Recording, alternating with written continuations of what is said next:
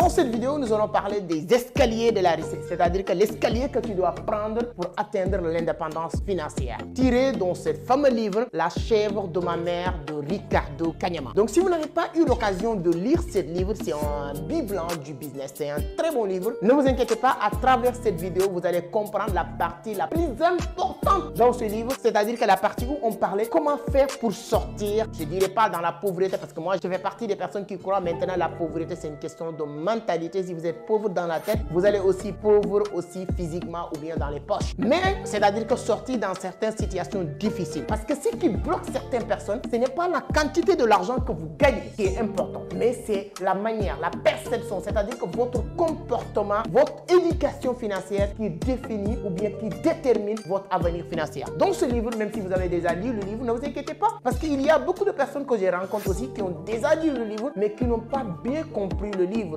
J'aime bien le dire dans mes conférences partout. Lire, c'est bien, mais comprendre, c'est encore mieux. Surtout apprendre à comprendre les no-dits, c'est-à-dire qu'entre les lignes, c'est hyper important. Et à travers cette vidéo, c'est exactement ce que je vais essayer de faire. Donc, maximum de concentration. On va parler sur la première partie, sur l'escalier de la richesse, c'est-à-dire que les plus pauvres des pauvres. Dans la vie, il y a des gens qui sont vraiment misérables, les pauvres, les plus pauvres des pauvres. Il y a aussi ce qu'on appelle les pauvres équilibrés. Il y a ce qu'on appelle des pauvres moyens et les riches. Donc, qu'est-ce qui fait qu'il y a les riches? Pourquoi les pauvres équilibrés ne peuvent pas devenir pauvres moyens? Pourquoi ces gens-là, ils sont les plus pauvres des pauvres? Ce n'est pas parce que ces gens-là gagnent plus d'argent que ces gens-là. Ce n'est pas que ces gens-là gagnent plus. Non, c'est-à-dire que c'est des attitudes et des comportements qu'on va essayer de détailler en quelques minutes. Donc, si vous êtes prêts, donc on va aller voir juste l'intro et revenir en moins de quelques secondes. Je vais vous détailler vraiment cette partie. C'est la partie que j'adore moi personnellement, que j'aime le plus dans ce livre de Ricardo Kanyama, La chèvre de ma mère. C'est un plaisir de voir un Africain écrire quelque chose qu'on peut comparer. Il y a beaucoup de personnes même qui l'appellent Kiyosaki de l'Afrique. C'est hyper important ce livre-là. Donc, si vous êtes prêts, après l'intro, on va détailler et je vous dis quels sont les éléments qui sont à l'intérieur de ça. C'est-à-dire que considérons ces cases-là comme le cerveau de ces personnes-là. Ces gens-là, leur cerveau est ici. Ces gens-là, c'est ça leur cerveau. Ces gens-là, c'est ça leur cerveau, leur comportement avec l'argent. Après l'intro, on développe ces parties-là.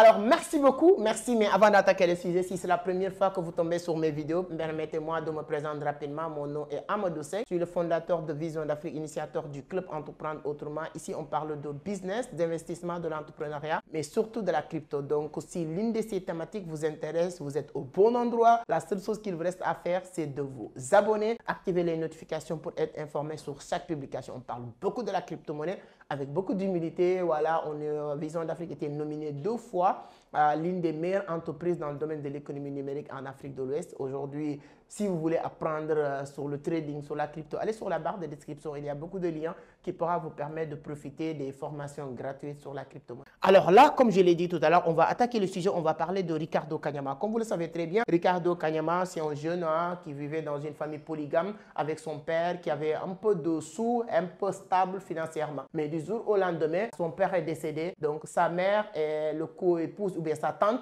chacun a hérité un chèvre. Et chacun est rentré chez eux. Et sa mère a réussi à créer une fortune à travers de cette chèvre-là. L'autre tante qui a été partie sur l'autre côté aussi, ses enfants demandaient voilà, de manger et de boire. Ils sont en vie en tout cas de faire les nécessaires et tout ça. Sa tante a obligé de vendre ou tuer son chèvre et faire plaisir immédiat. Et ils sont restés dans certaines situations délicates jusqu'à voilà, le reste pratiquement de leur vie. Mais la mère de Ricardo Kanyama avait décidé maintenant de créer un troupeau à partir de cette chèvre-là. C'est pourquoi le titre du livre, La chèvre de ma mère. Donc c'est un très bon livre. On ne peut pas tout détailler dans le livre, ce n'est pas le sujet ou l'objectif. Aujourd'hui, sur le livre, il y a plusieurs parties, il y a plusieurs chapitres. Mais nous, on prend juste la partie où on parlait de l'escalier de la richesse. Donc ce qu'il faut comprendre. Il dit sur cette partie-là, pour devenir riche, pour gagner beaucoup d'argent, pour devenir millionnaire ou milliardaire, ça ne dépend pas de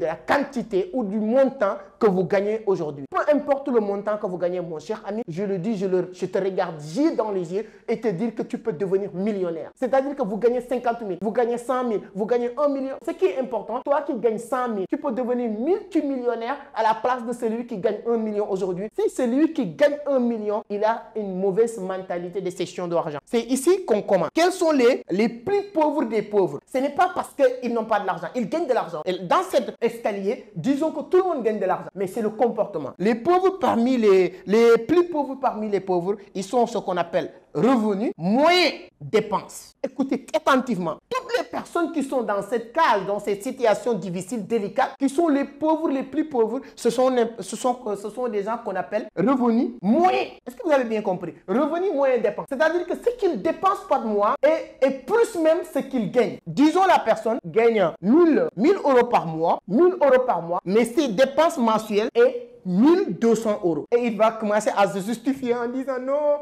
j'ai mes enfants, j'ai mon mari, ou j'ai ma femme, j'ai tatati tatata, expliquer que des conneries. Oui, je l'explique de la manière que Ricardo Kanyama l'a expliqué. J'aurais bien aimé que vous le partagez le maximum pour Ricardo Kanyama puisse voir cette vidéo. Peut-être il pourra dire que est-ce que j'ai bien expliqué ce qu'il a développé dans le livre, parce que j'aime bien le dire. Lisez attentivement et essayez de comprendre. C'est-à-dire que toutes les personnes qui gagnent 1000 euros et dépensent chaque mois 1200 euros, toute votre vie, vous allez faire partie les plus pauvres parmi les pauvres. C'est-à-dire qu'il y a des degrés de manque d'argent. Et vous allez faire partie de ces gens-là. Donc, essayez d'être honnête vis-à-vis de vous-même. Moi, je ne suis pas chez toi pour vous juger. Moi, je ne suis pas en tribunal pour juger les gens. Mais je vais vous mettre, c'est-à-dire que dans certaines situations accomplies pour que vous commencez à ouvrir votre cervelle pour réfléchir. Si vous gagnez, je prends juste l'exemple de 1000 euros, ça peut être quelqu'un qui gagne, on revient en Afrique, quelqu'un qui gagne 200 000 CFA et il dépense chaque mois 250 000 CFA. Mon cher ami, tu resteras toute votre vie sur les plus pauvres des pauvres. Et ils vont essayer de justifier mon loyer, mon cher ami. Si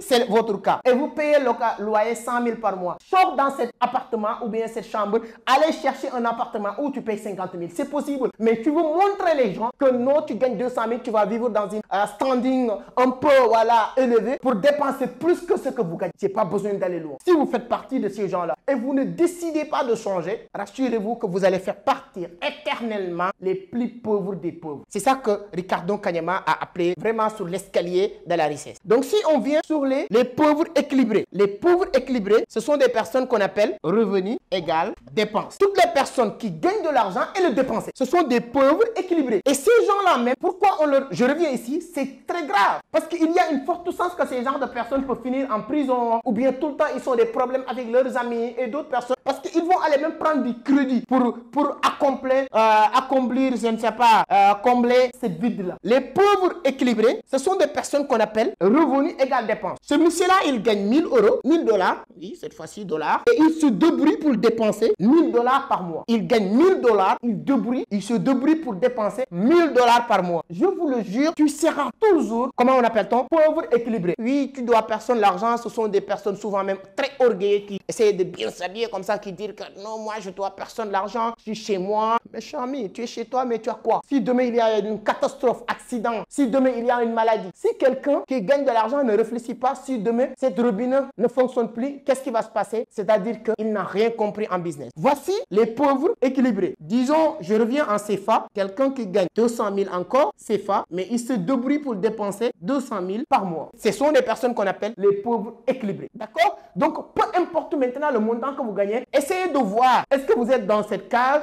ou bien vous êtes dans cette case. Ça, c'est l'escalier pour monter, pour atteindre le sommet. Il y a des sacrifices à faire. Maintenant, il y a ce qu'on appelle les pauvres moyens. Ça, on appelle revenu égale dépense plus épargner pour un objectif égale objectif. J'explique. Ici, il nous dit, il y a des gens qui gagnent un peu de sous. La personne, il gagne 1000 balles par mois. Il se débrouille pour vivre avec.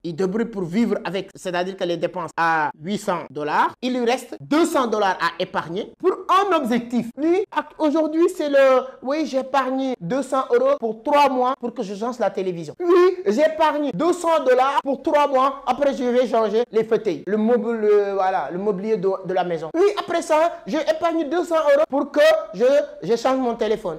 Ça fait rire, mais il y a des gens qui fonctionnent comme ça. Moi, je prends l'exemple de ma mère. Ma mère, c'est-à-dire que, c'est bizarre. Lorsque je suis devenu plus adulte, comprendre un peu de sous, je me suis dit comment ma mère était comme ça. Ma mère, elle travaillait. Elle faisait des tontines. Pour ceux qui connaissent l'Afrique, il y a les femmes qui se réunissent chaque jour pour faire des tontines. Ma mère faisait un tontine de 1500 par jour. Il y a une fête de Tabaski qu'on appelle Tabaski. Les Africains vont connaître. Ceux qui ne sont pas des Africains, je pense que tout le monde connaît la fête de la Tabaski aujourd'hui. Ma mère faisait une tontine de souvent 1500 par jour pour 12 mois. Vous savez pourquoi? Pour une seule et unique objectif pour le dépenser le jour de la Tabaski. Je te le jure.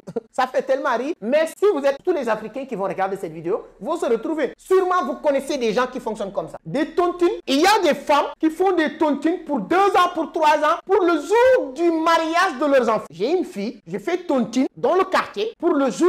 La fille n'est pas encore trouvée un mari, hein, mais pour le jour du mariage de ma fille. Des garçons, des jeunes qui travaillent, qui font tontine pour acheter une voiture. C'est ça Ricardo Kanyama appelait des pauvres moyens. Revenus, dépenses, épargnés pour un objectif. Revenus, dépenses, épargne, un objectif. Vous gagnez, mon cher ami, 200 000 par mois. Tu te débrouilles pour dépenser 150 000 par mois et tu épargnes 50 000 par mois. Mais ces 50 000, c'est toujours pour que chaque 2 mois ou chaque 3 mois ou chaque 6 mois, anyway, pour acheter quelque chose, une montre, télévision. Il y a des gens qui vivent aujourd'hui, qui travaillent, qui disent que non, là, on me paye 500 000 par mois à la banque, là où je travaille. Je vais épargner 150 000 par mois à la banque pour qu'après 12 mois, j'achète une voiture. Donc, il vit aujourd'hui, mais sa tête là, il est dans 12 mois pour la voiture qu'il doit conduire dans 12 mois. Ce sont des personnes comme ça. Ce qu'on appelle les pauvres moyens. Maintenant, il y a ce qu'on appelle les riches. Lorsque j'ai compris ce principe, je me suis dit que quoi qu'il arrive, je deviens riche. Parce que moi, j'ai compris dans l'éducation financière, devenir riche, ce n'est pas une question de magie. Devenir riche, ce n'est pas une question de travailler dur. Devenir riche, ce n'est pas une question de gagner beaucoup d'argent. Devenir riche, ce n'est pas une question de parier, de rentrer sous les tables, d'aller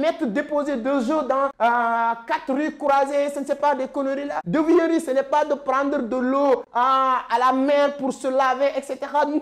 Devenir riche, c'est des principes que tu mets en place et tu deviens riche. Point bas, ce n'est pas un massicien. C'est bizarre, il y a en Afrique surtout, parce que voilà, aujourd'hui, je vais prendre beaucoup d'exemples. Il y a des gens qui vont aller payer 50 000 à des personnes pour ces personnes-là, prier pour qu'ils deviennent riches. Et ces personnes-là, ils ne sont pas encore riches. Ces personnes-là attendent de toi, tu viens de leur donner 50 000. C'est un peu sensible pour entrer dans ce sujet-là, mais il y a beaucoup de... C'est-à-dire que le cerveau africain là doit être... C'est-à-dire qu'il faut formater nos cerveaux et en plus maintenant installer, réinitialiser, réinstaller pour que ça soit vraiment mis à jour du monde actuel. Les élections présidentielles là au Sénégal, ça donnait beaucoup de...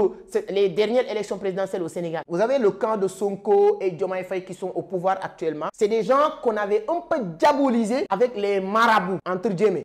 C'est pas tous les marabouts, mais les marabouts, entre guillemets. Et eux, ils faisaient le truc sur la droiture, dire la vérité et se limiter sur ça. Mais avant, les gens pensaient qu'il faut que tel marabout tape ta tête pour ta tête, je ne sais pas quoi là. Il faut un lobby vient pour te dire que voilà, c'est toi qui vas devenir président. Mais lorsque les gens commençaient à comprendre que ça, ce n'est que des conneries, ces dernières élections, le candidat du président Macky Sall, c'est lui qui avait tous les marabouts du Sénégal. Il était parti chez tous les marabouts et pratiquement tous les marabouts, ils se sont même un peu... Je n'ose pas le dire ainsi parce que c'est sensible au Sénégal, mais ces marabouts se sont ridiculisés parce qu'ils sont sortis en public en disant que c'est toi qui vas gagner. C'est comme si que ce Dieu, il se prend comme un petit Dieu en fait. Et tout ce qu'ils sont dit ne s'est pas réalisé. Sur ces 2 dernières années ou 5 dernières années, toutes les élections, ils disaient ça. Je ne vais pas citer un nom de marabout, mais les gens vont se retrouver. Pour vous dire que ça, ça rapporte rien. Allez-y, donnez votre argent à quelqu'un pour prier pour toi. Si tu ne comprends pas les principes, tu vas jamais devenir riche. Allez mettre tous les œufs que tu veux dans les riz croisés là. Ça rapporte rien.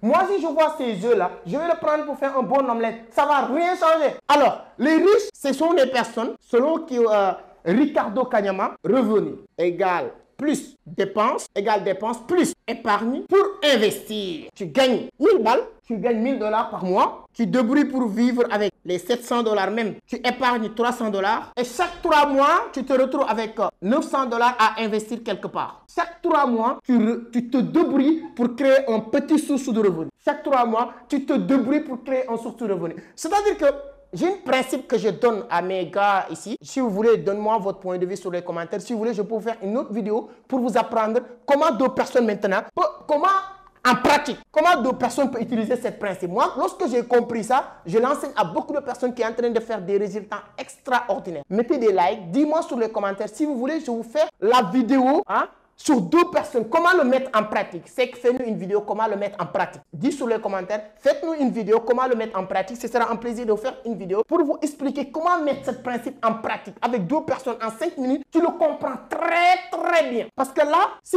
la personne gagne 1000 balles, il dépense 700 $, 300 $ à épargner. Parce que tu ne peux pas faire chaque épargne d'investir, non. Mais au bout de 3 mois, tu te retrouves avec 900 balles. Ces 900 $, tu peux créer un petit source de revenus qui te rapporte, même si c'est 10 $ par jour. Anyway, au bout de 30, tu auras, voilà, X montant. Vous pouvez prendre votre calculatrice. Et ensuite, maintenant, plus les 300 $ que tu avais l'habitude d'épargner. C'est ça qu'on appelle maintenant la loi de l'intérêt composé va revenir. Donc, on aura l'occasion de revenir dans tous ces détails-là. Mais voici, selon Ricardo Kanyama, oui, je l'appelle Kiyosaki, mais il y a beaucoup de personnes aussi qui l'appellent Kiyosaki de l'Afrique aujourd'hui. Donc, c'est ça l'escalier de la richesse. Les plus pauvres des pauvres, les pauvres équilibrés, pauvres moyens et les riches. Les plus pauvres parmi les pauvres dépensent revenus moyens.